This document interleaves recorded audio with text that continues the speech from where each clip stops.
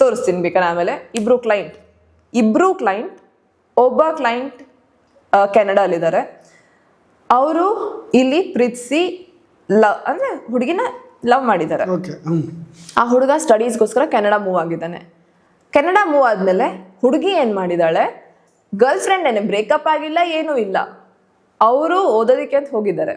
ಈ ಹುಡುಗಿ ಇಲ್ಲಿ ಕೇಸ್ ಹಾಕಿದ್ದಾರೆ ದಟ್ ಇವ್ ನನ್ನ ಬಿಟ್ಟು ದೇಶ ಬಿಟ್ಟು ಹೊರಟೋಗಿದ್ದಾನೆ, ನನ್ನ ಸೆಕ್ಷನ್ 69 ಅಡಿಯಲ್ಲಿ ನನ್ನ ಜೊತೆ ಪ್ರೀತಿಸಿ ನನಗೆ ಮದ್ವೆ ಆಗ್ತೀನಿ ಅಂತ ಮೋಸ ಮಾಡಿ ಫಿಸಿಕಲಿ ಇನ್ವಾಲ್ವ್ ಆಗಿ ದೇಶ ಬಿಟ್ಟು ಹೊರಟೋಗಿದ್ದಾನೆ.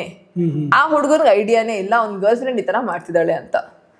ಈಗ ಅವ್ರ ಮನೆಗೆ ನೋಟಿಸ್ ಹೋಗಿದೆ, ಅರೆಸ್ಟ್ ಇದಕ್ಕೆ.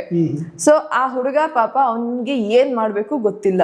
ಅವನ ಪ್ರಕಾರ ಗರ್ಲ್ ಫ್ರೆಂಡ್ ಫೋನಲ್ಲೂ ಮಾತನಾಡ್ತಿದ್ದಾನೆ, ಎಲ್ಲ ಚೆನ್ನಾಗಿದೆ. ಬಟ್ ಹುಡುಗಿಯವ್ರ ತಂದೆ ತಾಯಿಯವರು ಇಲ್ಲಿ ಈ ತರ ಕೇಸ್ ಹಾಕ್ಸಿದ್ದಾರೆ. ಸೊ ಆ ಹುಡುಗ ಓದೋದಿಕ್ ಹೋಗಿರೋದು. ನಾನು ಏನ್ ಮಾಡೋದು? ಈ ಕೇಸಲ್ಲಿ ನಿಜವಾಗ್ಲೂನೇ ಹುಡುಗ ವಿಕ್ಟಿಮ್. ಸೊ ಅವನಿಗೆ ನ್ಯಾಯ ಬೇಕು.